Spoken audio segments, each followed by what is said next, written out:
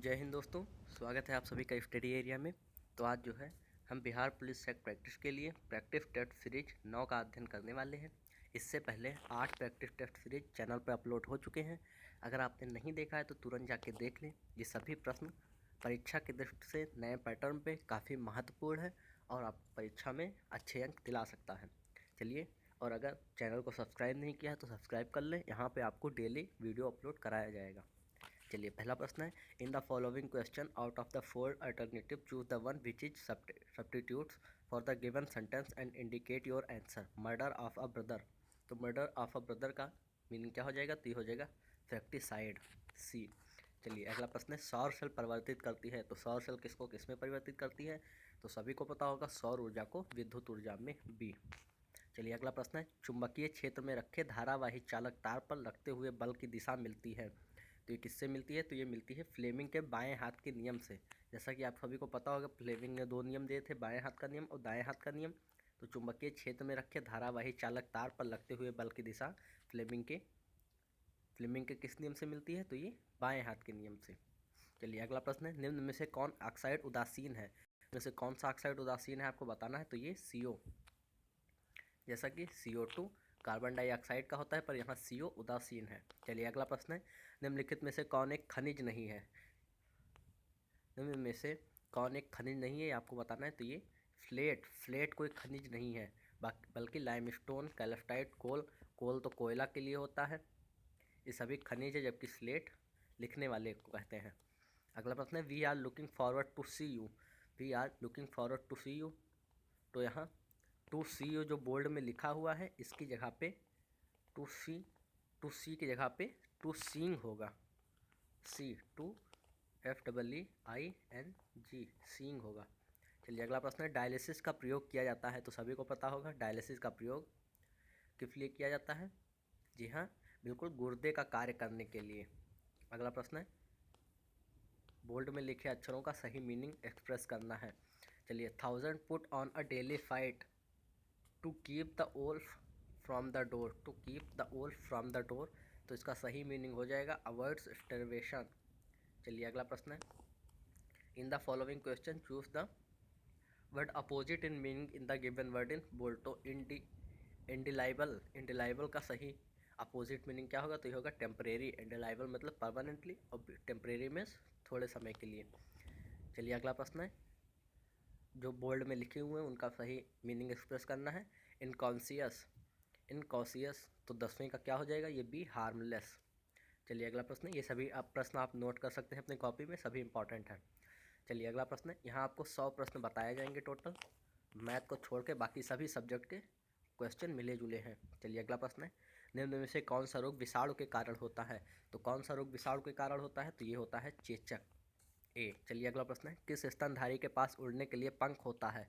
किस स्तनधारी के पास उड़ने के लिए पंख होता है? तो सभी को पता होगा, चमगादड़ को एक स्तनधारी की श्रेणी में रखा गया है और ये उड़ता है, अर्थात ये पक्षी की श्रेणी में नहीं है, बल्कि स्तनधारी के श्रेणी में है। देखिए, होयल भी एक स्तनधारी में है, और ये सबसे पूरे विश्व का सबसे बड़ा स्तनधारी है। बाकी शेरनी तो जानवर है, और चूहिया के तो पंख होते ही नहीं है।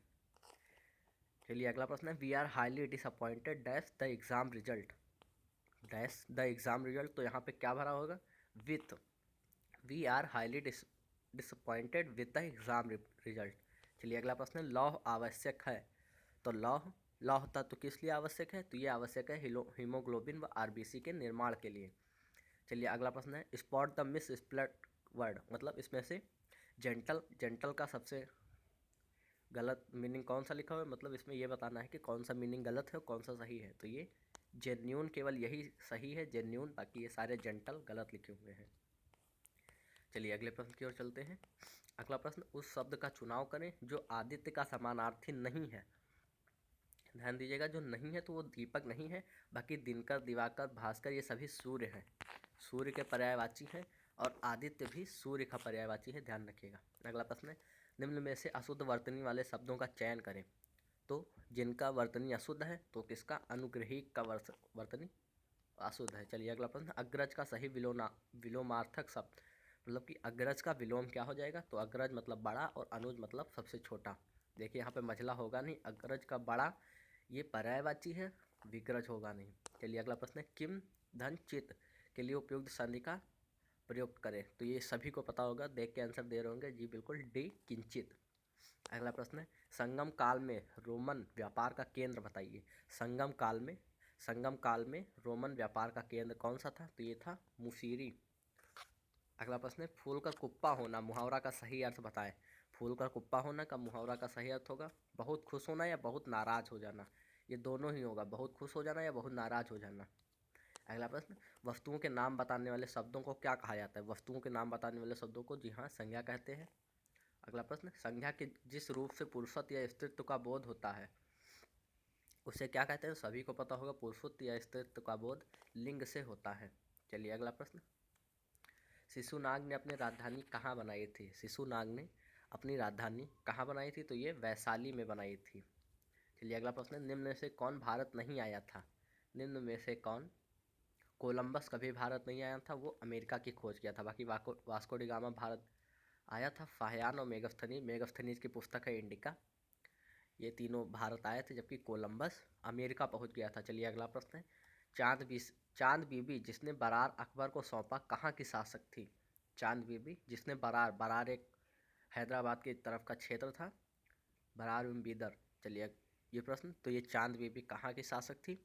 तो चांद बीबी थी सी बीजापुर, बरार, बीदर ये सभी एक ही राज्य में थे, तो ये बीजापुर की शासका थी। जबकि गोलकोंडा बहमनी ये अलग राज्य थे, विजयनगर राज्य के अंतर्गत आते थे। आपको पता होगा विजयनगर राज्य की स्थापना हरिहर और बुक्का नाम के दो भाइयों ने की थी, ये भी याद रखिएगा। चलिए अगला प्रश्न है, निम्न में से किसके प्रयासों से 1856 में विधवा पुनर्विवाह अधिनियम पारित हुआ। तो किसके प्रयासों से हुआ। तो एक तो थे ईश्वरचंद विद्यासागर के सहायता से। 27 का ए हो जाएगा। चलिए अगला प्रश्न है, 1854 का सर चार्ल्स वुड का डिस्पैच संव्यवहत करता है। तो 28 का आंसर क्या हो जाएगा। 28 का हो जाएगा डी, शैक्षिक सुधारों का। चलिए अगला प्रश्न है, ब्रिटिश सरकार ने निम्न में से किसकी गतिविधियों के कारण सुभाष चंद्र बोस को नज़रबंद कर दिया था। तो किसकी गतिविधियों के कारण। तो ये फॉरवर्ड ब्लॉक, जैसे पता होगा सुभाष चंद्र बोस ने फॉरवर्ड ब्लॉक की स्थापना की थी और इन्हीं की गतिविधियों के कारण इनको नज़रबंद कर दिया था। अगला प्रश्न, साइमन कमीशन के विरुद्ध किस शहर में आयोजित विरोध प्रदर्शन में लाला लाजपत राय को गंभीर चोटें आई थी, जो बाद में उनकी मृत्यु का कारण बना था। तो ये सी लाहौर में। और इसी समय लाला लाजपत ने कहा था कि मेरे ऊपर पड़े लाठी की एक एक चोट ब्रिटिश साम्राज्य के ताबूत की कील सिद्ध होगी। चलिए अगला प्रश्न है, 31 शहीद भगत सिंह, सुखदेव और राजगुरु को कब फांसी दी गई थी। तो ये बहुत महत्वपूर्ण क्वेश्चन है, ध्यान रखिएगा। मार्च 1931। देखिए मार्च में पढ़ने वाला है, आपका पेपर भी 14 और 21 मार्च को होने वाला है, इसलिए ये प्रश्न याद कर लीजिएगा अच्छे से। अगला प्रश्न है, मुंबई से थाड़े जाने वाली भारत की प्रथम रेल किस सन में चली। तो मुंबई से थाड़े जाने वाली भारत की प्रथम रेल सन 1860 में चली थी। और उस समय वायसराय कौन या गवर्नर जनरल कौन था। तो वो थे लॉर्ड डलहौजी। 32 का हो जाएगा जी, नहीं ये डी, लॉर्ड डलहौजी 1953 में थे, 1953 में। तो ये डी इसका आंसर हो जाएगा। 1960, 1860 नहीं होगा, 1853 होगा। ध्यान दीजिए दोस्तों, थोड़ा गलत हो गया था। चलिए अगला प्रश्न, निम्न में से प्रथम क्या है। निम्न में से प्रथम क्या है। निम्न में से प्रथम क्या है। पहले दो सरकार है। अगला प्रश्न है, जब कोई व्यक्ति ध्रुवीय क्षेत्रों से भूमध्य की ओर आता है तब। जब कोई व्यक्ति ध्रुवीय क्षेत्रों से भूमध्य की ओर आता है तब क्या होता है। तब पादपों और वस्तुओं की भिन्नता बढ़ती है। चलिए अगला प्रश्न है, सूर्य के पश्चात पृथ्वी के सर्वाधिक निकटतम तारे से पृथ्वी पर प्रकाश कितने समय में पहुंचता है। तो कितना समय लगता है। तो ये डी, 4.2 वर्ष में। 35 का हो जाएगा डी। चलिए अगला प्रश्न है, महान एशियाई नदी मेकांग कहाँ से होकर नहीं बहती है। तो ये लाओस, कंबोडिया, चीन सभी से होकर बहती है, सिर्फ मलेशिया से होकर नहीं बहती है। चलिए अगला प्रश्न है, भूकंप मापी तरंगे रिकॉर्ड की जाती हैं। भूकंप मापी तरंगे किस पर रिकॉर्ड की जाती हैं। तो सभी को पता होगा, ये सिस्मोग्राफ पर रिकॉर्ड की जाती हैं। चलिए अगला प्रश्न, भारत की सबसे अधिक ऊंचाई पर स्थित सड़क है। तो कौन सी सड़क सबसे अधिक ऊंचाई पर स्थित है। तो ये खारदुगला के पास लेह मनाली। अगला प्रश्न है, भारत का श्रेष्ठतम प्राकृतिक बंदरगाह है। भारत का श्रेष्ठतम प्राकृतिक बंदरगाह कौन सा है। तो ये मुंबई का है। अगला प्रश्न है, कौन सा शहर भारत का सिलिकॉन वैली कहलाता है। सिलिकॉन वैली क्या कहलाता है। ये बेंगलुरु को कहते हैं। अगला प्रश्न, भारत में खारे पानी की सबसे बड़ी झील।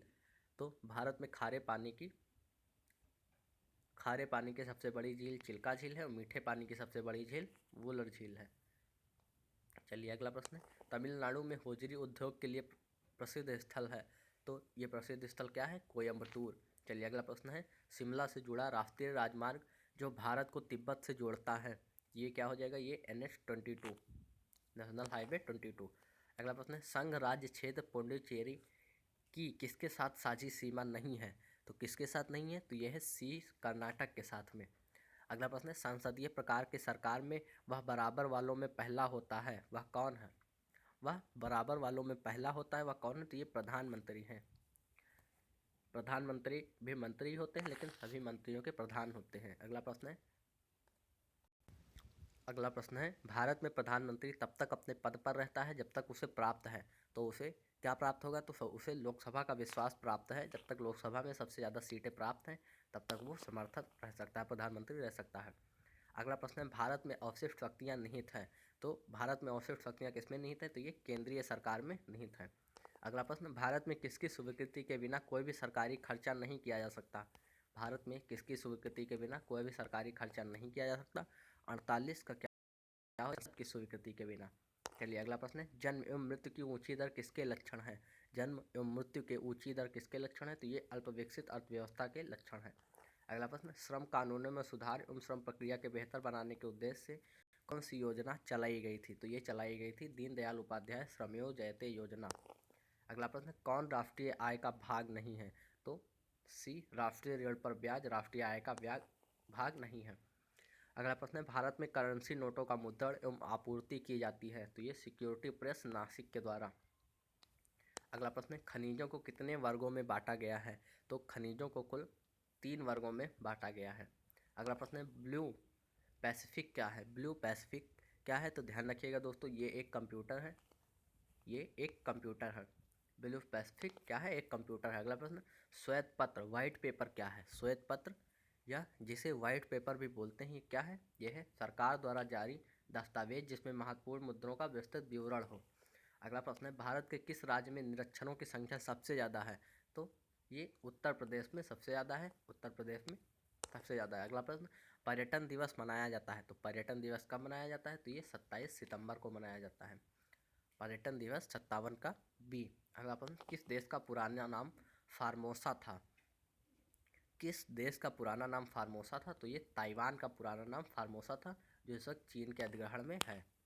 अगला प्रश्न, विद्युत परिपथ में सेफ्टी फ्यूज की उपयोगिता निर्भर करती है। फ्यूज के न्यून, तो ये किस पर निर्भर करती है? फ्यूज की उपयोगिता किस पर निर्भर करती है? तो ये सी, गलन बिंदु, न्यून गलन बिंदु पर निर्भर करती है। जितनी जल्दी फ्यूज गल जाएगा उतना ही अच्छा फ्यूज होता है। और फ्यूज शीशा और टिन और शीशा का बना होता है। चलिए अगला प्रश्न, कार के निकास से निकलने वाले प्रदूषकों को कम करने के लिए प्रयुक्त विशेष फिल्टर कहलाते हैं। वो क्या कहलाते हैं? तो ये डी, कैटालाइटिक कन्वर्टर कहलाते हैं। अगला प्रश्न है, शून्य में स्वतंत्र रूप से गिरने वाली वस्तुओं की क्या होता है? तो ये समान त्वरण समान होता है। गति समान नहीं होगा, वेग समान नहीं होगा, त्वरण समान होता है, बल समान नहीं होगा। अगला प्रश्न, निम्न में से कौन से वैज्ञानिक पानी के टब में नहाते समय अचानक यूरेका चिल्लाते हुए बाहर आए थे? तो ये एकदम नया प्रश्न है। तो ये आर्किमिडीज यूरेका चिल्लाते हुए बाहर निकले थे। ये एकदम नया प्रश्न है, देख लीजिएगा, आप लोग याद कर लीजिएगा। चलो अगला प्रश्न है, 30 SI 14, 31 P 15, 32 S 16 है। तो ये सभी क्या है? तो ये आइसोटोन्स हैं सभी। SPS ये आइसोटोन्स के उदाहरण है। अगला प्रश्न है, निम्नलिखित में से पॉलीमर क्या है? तो ये है सी, स्टार्च। अगला प्रश्न है, वाणिज्यिक बर्फ संयंत्र के लिए सबसे उपयुक्त प्रशीतक है? तो 65 का NH3 सबसे उपयुक्त प्रशीतक है। अगला प्रश्न है, आधुनिक आवर्त सारणी किसने प्रस्तुत की? देखिए ध्यान दीजिएगा, आधुनिक आवर्त सारणी मेंडलीफ ने प्रस्तुत की थी सबसे पहले मेंडलीफ ने प्रस्तुत की थी। अगला, जो अंडे देता है वह स्तनपायी है। कौन सा है? तो वह डकफिल्ड प्लेटिपस है। ये सभी ध्यान रखिएगा, डकबिल्ड प्लेटिपस। 67 का बी। अगला प्रश्न है, क्षय रोग मानव शरीर के किस भाग को प्रभावित करता है? क्षय रोग मानव शरीर के फेफड़ों को प्रभावित करता है, जिसे TB भी कहा जाता है। अगला प्रश्न, कोशिका गतिविधियाँ नियंत्रित की जाती हैं। 69 कोशिका गतिविधियाँ न्यूक्लियस द्वारा नियंत्रित की जाती हैं। डी। अगला प्रश्न, मानव शरीर में कुल कितनी हड्डियाँ होती है? तो सभी को पता होगा दोस्तों, 206 हड्डियाँ होती हैं। चलिए अगले प्रश्न की ओर चलते हैं, ध्यान दीजिएगा। कोडांतरक एक प्रोग्राम है, वह निम्न में से किससे प्रोग्राम का रूपांतरण है? तो कोडांतरक क्या है? प्रोग्राम है। तो ये कोडांतर से मशीन तक का रूपांतरण है। अगला प्रश्न, एक सुबाह निजी कंप्यूटर जो आपकी गोद में रखने लायक छोटा होता है क्या कहलाता है? तो क्या कहलाता है? वो नोटबुक कंप्यूटर कहलाता है। अगला है, कनेक्टिंग इंडिया नारा किस ब्रांड या उत्पाद के साथ संबंधित है? तो ये भारत संचार निगम लिमिटेड से संबंधित है। अगला प्रश्न है कि यदि आप शीशे की तरफ 10 सेंटीमीटर प्रति सेकंड से चलें तो आपका प्रतिबिंब किस गति से आपकी तरफ आएगा? तो ध्यान रखिएगा, ये 20 सेंटीमीटर प्रति सेकंड की गति से आएगा, उसका दोगुना। आगे के प्रश्न अभी मैथ से हैं, चलिए ध्यान दीजिएगा। अगला प्रश्न है, वर्ष 1946 में गठित अंतरिम कैबिनेट की अध्यक्षता किसने की थी? तो ध्यान रखिएगा, वर्ष 1946 में सबसे पहले एक अंतरिम कैबिनेट की गठन किया गया था और इसकी अध्यक्षता की थी पंडित जवाहरलाल नेहरू ने। चलिए अगले प्रश्न की ओर चलेंगे। अगला प्रश्न है, लिंगराज मंदिर की नींव डाली थी? तो लिंगराज मंदिर की नींव किसने डाली थी? ध्यान दीजिएगा, नरसिंह देव ने। अगला प्रश्न, शरीर का वजन किस पर निर्भर करेगा? शरीर का वजन पृथ्वी की सतह पर सभी जगह एक समान होगा, गलत है ये, ध्रुवों पर अधिकतम होगा, ये सही है। चलिए अगला प्रश्न है, हमारा राष्ट्रीय गीत लिखा गया है या हमारा राष्ट्रीय गीत लिया गया है? मतलब हमारा राष्ट्रीय गीत कहाँ से लिया गया है? तो ये बंकिम चंद्र नहीं, रविन्द्रनाथ टैगोर द्वारा नहीं, बंकिम चंद्र चट्टोपाध्याय नहीं, ये होगा बंकिम चंद्र चट्टोपाध्याय के उपन्यास आनंद मठ से। अगला प्रश्न है, भारतीय राष्ट्रीय कांग्रेस की पहली महिला अध्यक्ष कौन थे? भारतीय राष्ट्रीय कांग्रेस की पहली महिला अध्यक्ष, ध्यान दीजिएगा, एनी बेसेंट थी। और अगर पूछता है कि कौन सी पहली भारतीय महिला अध्यक्ष कौन थी, अगर यहाँ पे भारतीय शब्द पूछ ले तो आपको लगाना है सरोजनी नायडू पर। चलिए अगला प्रश्न है, मुद्रास्फीति सिद्धांततः तब उत्पन्न होती है जब, मुद्रास्फीति सिद्धांत तब उत्पन्न होती है जब मुद्रा आपूर्ति वास्तविक दर से जीडीपी की तुलना में उच्चतर दर से बढ़ती है। चलिए अगला प्रश्न है, इलेक्ट्रॉन की खोज किसने की थी? तो इलेक्ट्रॉन की खोज जे थॉमसन ने की थी, ये सभी को पता होगा। इस तरह ये सभी 100 प्रश्न यहीं पे समाप्त होते हैं। अगर वीडियो अच्छा लगा हो तो लाइक कर दीजिए और चैनल को सब्सक्राइब कर लीजिए, और इसके साथ ही बाकी के सभी सेट जाके तुरंत देख लीजिए। ये सभी प्रश्न परीक्षा की दृष्टि से काफ़ी महत्वपूर्ण है और जल्द ही आपके लिए जीके के 500 प्रश्नों का hand writing notes master video आपको मिल जाएगा, इसलिए चैनल को सब्सक्राइब करके रखिए। धन्यवाद।